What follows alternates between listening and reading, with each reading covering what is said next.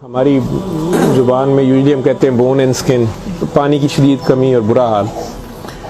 उम्र उसकी 55-60 साल थी। जो उसके साथ एक ही लड़की थी वो 20-25 साल की थी और वो अपने आप को उसकी बीवी बताती थी। मेरे जूनियर डॉक्टर्स ने मुझे राउंड कराया तो उन्होंने कहा जी कि ये फ़लाँ वार्ड से शिफ्ट हुआ है, इसको 4 महीने से शदीद दस्त लगे हुए हैं, ये कुछ भी खाता है तो इसको डायरिया लग जाता है और इसके सारे टेस्ट हो गए हैं, गैस्ट्रोस्कोपियाँ, एंडोस्कोपियाँ, बायोप्सी, हर चीज़, इसे कुछ नहीं आ रहा, तशखीस नहीं है। लेकिन अब इसकी हालत इतनी बिगड़ गई है कि ये आईसीयू में शिफ्ट हो गया है, वेंटिलेशन के लिए हुआ है और इसको कोई दवाई काम नहीं कर रही है।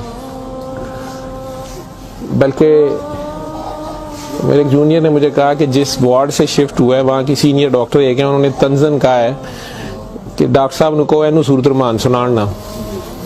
तो ना तो टेस्टों में कुछ आ रहा है और ना कुछ आ रहा है। 4 माह से ऐसे है। तो जो हिस्ट्री होती है, हम जो डॉक्टर्स कॉमन चीज़ें होती हैं वो सारे पूछते हैं। तो बच्चों ने मुझे बताया, जूनियर डॉक्टर्स ने, कि ना शुगर है, ना ये नहीं, वो नहीं, फलानी। मैंने इन्हें कहा कि इसका एड्स का टेस्ट करा लें। तो बच्चों ने कहा कि जी पिछले साल इसका एड्स का टेस्ट मेयो हॉस्पिटल में हुआ था, तब भी इसको इसी तरह डायरिया लगा था और वो नेगेटिव है। और लेकिन पिछले साल फिर ये डायरिया ठीक हो गया था 2-3-4 माह के बाद, फिर ये बहुत बेहतर हालत में हो गया था। लेकिन अब फिर इसको 4 माह से ये है और अब इसकी ये हालत हो गई। अब ये बेहोश था वो, खैर वेंटिलेटर पे चला गया, लेकिन मैंने फिर भी उसका एड्स का टेस्ट भेज दिया कि भेजो उसका।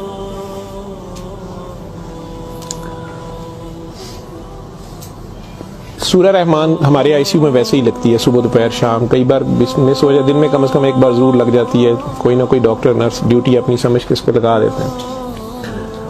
वो भी लग रही थी, सारे पेशेंट्स थे। जहाँ तक जितनी मेरी याददाश्त साथ देती है कि तीसरा दिन था तो मेरी जूनियर डॉक्टर का मुझे फ़ोन आया, बड़ा पैनिकी। उसने कहा कि सर ये पेशेंट जो है इसकी हालत तो ख़राब ही है, वैसे ही है, बेहतर नहीं हो रहा ये वाला पेशेंट।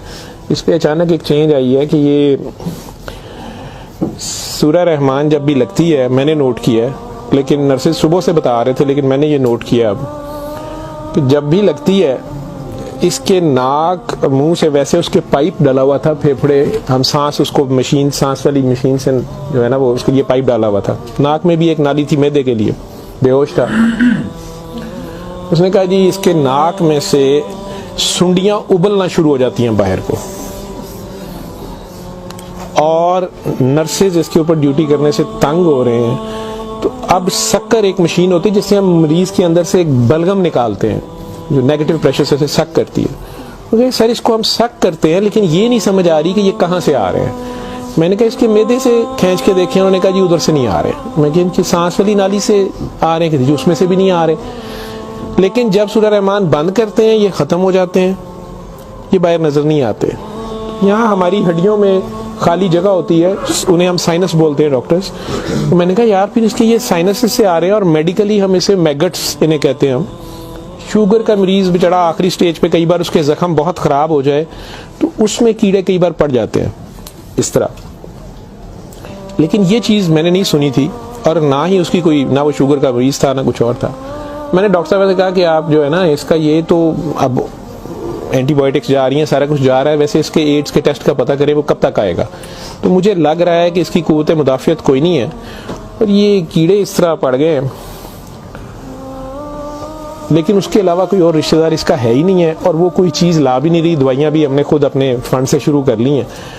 इसका करना क्या है? और मसला ये है कि ये जिस वक्त सूरह रहमान लगती है तो ये कीड़े इसके अब तो आंखों से भी कुछ निकले हैं, तो इसके नाक और मुंह से उबलना शुरू हो जाते हैं। लेकिन जब हम बंद करते हैं थोड़ी देर बाद वो मुंह में कहीं नजर नहीं आते। तो हमारा ये ख्याल था कि सूरह रहमान बंद कर देते हैं। इसकी बीवी ने भी कहा कि ये तुम लोग फिर बंद करो, पता नहीं क्या तुम लोग लगाते हो। तो वो जो हमारी नॉन मुस्लिम सिस्टर थी उन्होंने उसे कहा कि मेरी बात सुनो, मुझे नहीं पता इसे क्या बीमारी है, लेकिन वो इसे प्रेयर कहती थी। उन्होंने कहा जब ये प्रेयर लगती है ना ये कीड़े इसको छोड़ के भागते हैं, ठीक है। तो मैं तो कहती हूँ इसको 24 घंटे यही सुनाई जाओ। जब मैंने ये बातें सुनी तो खैर मैंने कहा कि इसकी बीवी को कहो कि वो रिपोर्ट का या हमें रिसीट दे दें, हम खुद अपने तौर पे पता कर लेते हैं। तो मेरे राउंड करने के बाद वो बंदी खुद ही आ गई मेरे पास। तो मुझे नहीं पता था कि वही सिस्टर ने उसकी बिठा के कहीं काउंसलिंग की थी। उसे उन्होंने कहा कि इसको हमें शक है कि एड्स ना हो, कि इसकी कुव्वत मुदाफ़ियत नहीं है, इस तरह कीड़े इसको पड़ गए, कुछ हो गया, शायद कमज़ोरी से हो गया, बीमारी की कमी से हो गया। तो ये उसका हम पता करना चाह रहे हैं। अदरवाइज़ तो जो दवाइयाँ हैं वो वही रहनी है। कुछ तरह की उसने बात की, कहती कि वो डर गई है थोड़ी सी, और वो कहती मैंने बड़े डॉक्टर साहब से कोई बात करनी है। बहरहाल अब मुझे जितना याद है, मैं 1 साल बड़ी सोचा है इसके ऊपर कि मैं इसको बयान करूं या ना करूं लोगों के सामने। उस औरत ने बड़ी खौफनाक कहानी मुझे सुनाई। जब उसे ये डर पड़ा ना कि इसको एड्स ना हो और उसको ना एड्स लग गई हो, अब वो मुझे कहने लगी इधर कमरे में आके कि डॉक्टर साहब ये जो मेरा मियाँ है ना, ये असल में जादूगर है। मैंने कहा आपने तो पहले दिन लिखवाया कि ये रिक्शा चलाता था और रिक्शा ड्राइवर है। उसने कहा जी ये रिक्शा ड्राइवर तो है, लेकिन ये जादूगर है, काला जादू करता है, लेकिन करता कुरान से था। मुझे हंसी आ गई, मैंने कहा कुरान से काला जादू कैसे हो सकता है। बहरहाल टू कट इट शॉर्ट, उस औरत की हमारे वो डॉक्टर्स ने मुझे, चूंकि वो वीडियो मेरे पास वो सिर्फ पड़ी है जिसमें वो कीड़े प्लेट में, हमारी उसे हम डिश कहते हैं, उसमें वो निकाल के वो डाल रहे थे, तो मुझे उन्होंने भेजे कि इसका करना ये क्या है। पहली रात जब उन्होंने मुझे मैसेज किया रात को व्हाट्सएप पे, तो वो वीडियो मेरे पास पड़ी हुई है। और उसने मुझे बताया जी कि मैं खुद किसी की बीवी थी, उसकी माँ मुझे बड़ा तंग करती थी और मैं चाहती थी कि ये मेरे अंडर आ जाए। मुझे किसी औरत ने, दूसरी ने बताया, हमसाई ने बताया कि ये खामन तुम्हारा गुलाम हो जाएगा, तुम इसके पास चली जाओ। बाकी तफसीलात में मैं नहीं जाता, जो कुछ उसने मुझे बताया, उसने कहा जी कि ये इसका जादू का तोड़ ही नहीं था और इसका काम लाजमी इसका होता था, ये जैसे भी करता था। तरीकाकार उसने क्या कहा जी, इसने कमरे में अंदर एक गाव तकिया रखा होता था, उसके ऊपर इसने वो जिस तरह स्माइली होता है, जो मुझे समझ आई कि उसने कोई बुत सा बनाया हुआ था, उस कमरे में ये बैठाता था और वो लोगों को पहले तो कुरान शरीफ भी पता नहीं पढ़ने वो कहता था, कुछ करता था, फिर उनकी बात सुनता था, सारा कर करा के जो मुझे उसका तरीका वारदात समझ आया या जो भी था। उसने कहा जी कि जो गरजमंद होता था ना, वो दीवाना, औरतें बड़ी दीवानी होती थी, ठीक है, या यंग लड़के लड़कियां कि मेरी वहाँ शादी हो जाए, वहाँ हो जाए, औलाद हो जाए, कई लड़के आते थे। तो जो उसने सबसे गंदी बात मुझे बताई, बड़ी फजूल जो उसकी हरकत थी या जो भी, वो इस्लाम तो हो ही नहीं सकता। उसने कहा जी ये उन औरतों को, और अपने बारे में उसने कहा कि मैंने भी ये गलती की, मेरे से भी ये गुनाह हुआ, लेकिन मुझे गुनाह सवाब का इतना नहीं पता था। तो ये पहले वो तकिए को सजदा कराता था, खुद उसके पीछे खड़ा हो जाता था, फिर वो कहता था कि ये असल में तुम लोगों पे काला जादू हुआ है, इसको तोड़ने के लिए पता नहीं नूरी बड़ा जरूरी है, ठीक है। फिर वो हमें कहता था कि वुजू करके आओ, ठीक है, वुजू करके आते थे, वो पता नहीं कौन सी सूरत पर वो कई सूरतें मिक्स करता था। ये सब करते कराते 1-2 सेशनों के बाद कुछ नहीं लेता था। फिर जो ज्यादा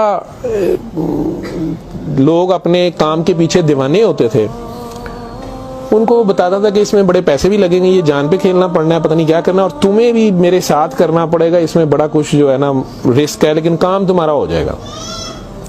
वो जो भी उसकी कहानियां थी, जो उसको बाद में किसी और वजह से पता चली, जो मुझे वो बता रही थी कि जी ये औरतों के साथ भी और यंग लड़कों के साथ या मर्दों के साथ भी गलत काम करता था, फिर उन्हें अपना गंद खाने पे मजबूर करता था, फिर उन्हें पता नहीं कौन से कोई आयत, मतलब आयत बनाई हुई थी या कोई नाम था पता नहीं क्या, कि अरबी के जी ये पढ़ के ना तुमने ये मिक्सचर जो है ना, ये हंडिया पकाते हुए थोड़ा सा बीच में गंद डाल देना है और अपने खामन को खिला देना है, या उस लड़की को खिला देना है, या उसको खिला देना है। तो मैं अपने खामन के साथ ये सारा कुछ किया मैंने। अब मुझे बताएं कि जब वो उस बंदे के साथ ही सो गई तो उसका खामन तो वो रहा ही नहीं है ना, तो ना वो मुसलमान रही है, ना वो ये हरकतें सारी। अब उसके बाद बकौल इन खातून के, इस लड़की के, कि जी वो खामन जो मेरा था उसमें तो तब्दीली नहीं आई, उसने मुझे फुल मारना शुरू कर दिया और मुझे इसकी, मेरे तड़प इसकी तरफ भागती थी कि मैं इसके पास आऊँ। तो फिर मैंने इसके पास वैसे आना शुरू कर दिया कि मैंने तुम्हारे साथ शादी करनी है, मैंने उधर से तलाक लेनी है, मैंने ये करना है वो करना है। तो मैं उन्हें बताए बगैर इसके पास आ गई। इसके साथ में 6 माह रही। इसने कहा कि फिर ऐसे ही रहना पड़ेगा, और इस सारे काम में मैं शामिल हुई। तो इसने वैसे मुझे कहा कि निकाह हो गया हमारा, कुरान शरीफ पे इसने निकाह किया। उसने कहा हम दोनों की रजामंदी निकाह है, वो पीछे से तलाक लेके नहीं आई। ठीक है। उसके बाद इसको ये डायरिया लग गया।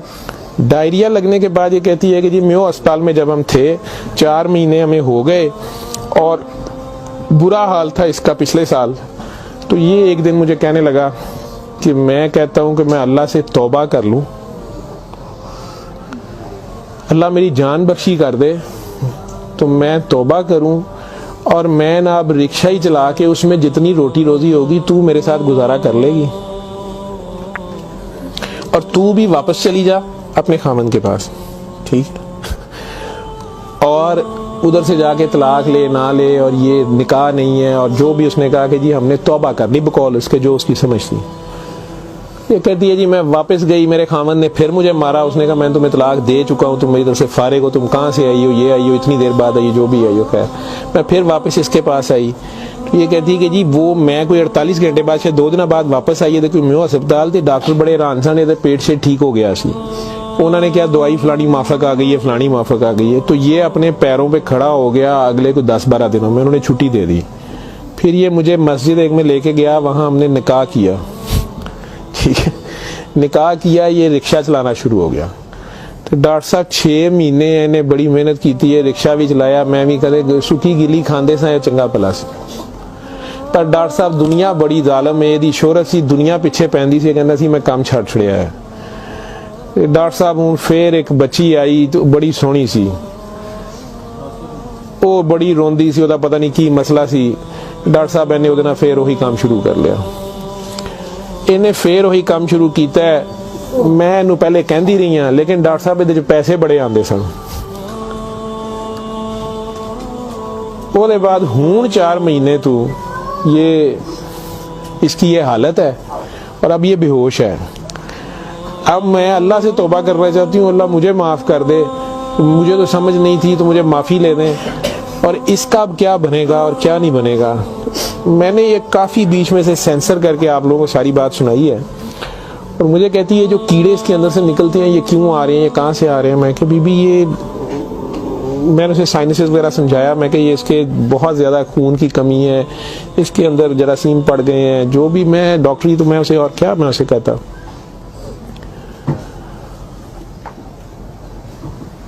और उस वक्त सारी बात सुना के तो उसने वो रिपोर्ट अंदर से निकाली और मुझे कहती है जी ये रिपोर्ट में तो इसको HIV की रिपोर्ट थी कि जी वो थे रिपोर्ट वाले मैंने कहा है कि डॉक्टर साहब फौरन जाके दो तो तुसी वो लेबॉर्टरी में कहीं पूछती रही। तो उन्होंने कहा जी तुसी उत्थों जाके पूछो। तो मैं दसिया मेरे खामन दी मैनू दसो, उन्होंने कहा तुसी अपनी भी कराओ। तो डॉक्टर साहब ये रात दी मेरे कोल है, तो मैं मैनू तो नहीं बीमारी होएगी, मैं सूरत रहमान सुन ला। मैंने कहा जी आप भी सुने, 7 दिन सुने, मैं आपको क्या कह सकता हूँ। 1 दिन वो और जिंदा रहा, बंदा मर गया। आखिर तक उसके कीड़े वो आते रहे उसी तरह। जब भी वो सूरह रहमान लगती थी वो ऐसे होता था जैसे उबलते थे बाहर को नाक से उसके, मतलब वो 1-2 नहीं होते थे कि जिन्हें आप पकड़ के साइड पे कर दें। मैंने बताया ना कि वो शक्कर मशीन रख के तो उससे वो शक्कर में हम शक करते थे उसको सारा, वो मशीन में जाते थे, लंबी सुनिया उसकी नाक से मुंह से। और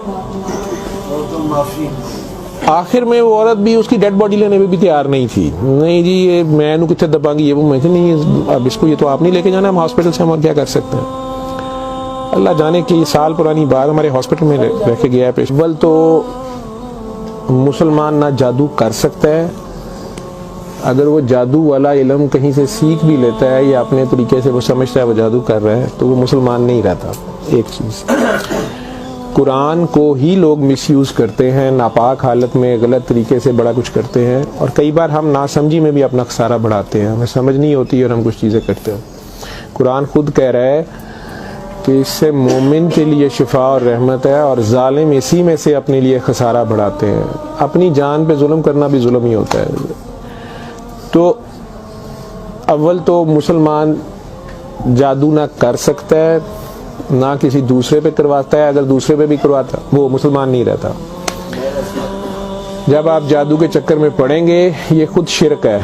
आप अल्लाह बनने की कोशिश कर रहे हैं ना, आप अपनी मर्जी के रिजल्ट्स लेने की कोशिश कर रहे हैं, ठीक है, माफुकुल फितरत तरीके से, और फिर उससे ज़्यादा बड़ी बदबख्ती कि अल्लाह के कलाम को मिसयूज़ करके, इशारा करके, तो वो मुसलमान नहीं रहता। मैंने उस दिन भी बताया था, वो बच्ची अमेरिका से जो फ़ोन कर रही थी, आप लोगों के सामने यहाँ मैंने उसे कलमा शहादत पढ़ाया था, उसे दोबारा कलमा पढ़वाया था, क्योंकि उसको पता नहीं था। यहाँ वो आई तो उससे यही काम किसी और ने करवाया। वो मुसलमान रह ही नहीं गई हुई थी और खामन से लड़ाई उसकी चल रही थी, उनका आपस में फसाद हो जाता था, ठीक ठाक प्रॉब्लम में थे। उससे दोबारा से बावजू हो के आप कलमा पढ़ें। ज़िंदगी में अगर ऐसी कभी गलती कर दी है तो अल्लाह से माफ़ी मांगे और दोबारा से कलमा पढ़ के मुसलमान हो। दूसरा, अगर आप में से किसी को वहम है कि आप लोगों पे जादू है, तो किसी बाबे के पास जाने की ज़रूरत नहीं है। ये तो फटाफट आप लोग कहते हैं कि जादू बरहक है, और जी जादू नबी करीम सल्लल्लाहु अलैहि वसल्लम पे भी हो गया था। नबी करीम सल्लल्लाहु अलैहि वसल्लम ने उसको कैसे तोड़ा था, उन्होंने क्या तरीका बताया? एक बार सूरह फलक, एक बार सूरह नास, या आप 3 बार सूरह फलक 3 बार सूरह नास पढ़ लें, जादू खत्म हो गया। औज़ बिल्लाहि मिनश शैतानिर रजीम पढ़ते ही खत्म हो गया। वैसे तो मुसलमानों पे तो होता ही नहीं है। मैंने सूरह मोमिनून की 89 आयत बार बार रेफरेंस दिया है, मैं किसी बहस में नहीं मजहबी में पढ़ना चाहता। अल्लाह बड़े वाज़ेह तरीके से उसमें बता रहे हैं कि इनसे पूछो, सूरह मोमिनून में 84 से 89 तक, इनसे पूछो कि आसमान और ज़मीन का मालिक कौन है, ये सारा कुछ किसने बनाया? ये फ़ौरन कहेंगे अल्लाह ने। इनसे पूछो तुम्हारी ज़िंदगी और मौत का हर चीज़ कौन फनी, कहेंगे अल्लाह ने। इनसे पूछो फिर तुम कहाँ से जादू कर दिए जाते हो? जब हर चीज़ का मालिक वो है तो फिर ये जादू तुम लोगों पे कहाँ से हो जाता है? ये हमारी अपनी सोच में होता है। 99% लोग तो साइकी के मरीज बने होते हैं, और ये असल में आपस की नफरत होती है। हमारी आपस की नफरत, हसद, कीने, बुग़्ज़, लालच, हवस, ये जो हमारी सोच की लहरें हैं, ये ज़रूर एक दूसरे को डिस्टर्ब करती हैं। ये नज़र लग जाती है, माँ की नज़र अपने बच्चे को लग जाती है, प्यार से ही देख ले, उसको ज़्यादा एनर्जी चले गई, बीच में माशाल्लाह नहीं कहा, फोकस अल्लाह से हटा, बच्चे पे गया आपका। तो अल्लाह के रेफरेंस से उस बच्चे को देखें कि माशाल्लाह मेरा बेटा कितना प्यारा, तो फिर नज़र नहीं लगती है। ये बातें आपको समझाई गई हैं कि फोकस आपका अल्लाह रहे। नाउज़ बिल्ला, कई बच्चे मेरे साथ ज्यादा प्यार से जब ज्यादा चलते हैं, आप अल्लाह है, नाउज़ बिल्ला मैं अल्लाह कैसे हो सकता हूँ? फिर उन्हें मैं कहती हूँ कि बेटा ये कुफरिया कलमा है। किसी बात से कोई बंदा मुद्दतों से फंसा होता है, उसमें से निकलता है, कई बहुत बड़ी बात कर देते हैं। होश के लोग नहीं होते हैं, जब तक होश में नहीं होते हैं तो उस वक्त तक तो उन पे हद नहीं लगती, लेकिन जब होश आ गई है उसके बाद ये बात कुफ्र में आती है, और अल्लाह ये बर्दाश्त नहीं करता। आप नासमझी में भी कर रहे हो, बच्चा नासमझी में भी उल्टी सीधी हरकतें कर रहा हो, तो माँ तो कान पकड़ लेती है, उसने भी उसे सिखाना तो होता है, उसे साबित तो कराएगा, पहचान तो करा के छोड़ेगा अल्लाह कौन है, अल्लाह कहाँ है। ठीक है, आयतुल कुर्सी का मतलब है कुर्सी की निशानी, कुर्सी का इशारा। ठीक, जब आप खौफ की हालत में हैं तो वो पढ़ लें, या आपको लगता है कि हमें कोई मसला ना हो तो पढ़ लें। तो उसका मतलब ये नहीं है कि वो आयतुल कुर्सी के लफ्ज़ या आयतुल कुर्सी के वो आपकी हिफाजत करते हैं। उसका मतलब क्या है? अरब्स को तो पता चलता था पढ़ते हुए कि वो क्या कह रहे हैं, तो वो सारी अल्लाह की हम्द और अल्लाह की शानें बयान हो रही हैं। तो कुर्सी की बात तो हो रही है कि कुर्सी ज़मीनों आसमान पे हर तरफ वो है, तो असल में तो कुर्सी वाले की बात हो रही है। तो जो कुछ करना है कुर्सी वाले ने करना है। तो अगर कुर्सी वाले से आपका ध्यान हट गया, ठीक है, तो आप कुर्सी की पूजा शुरू हो गए, तब भी फंस गए आप।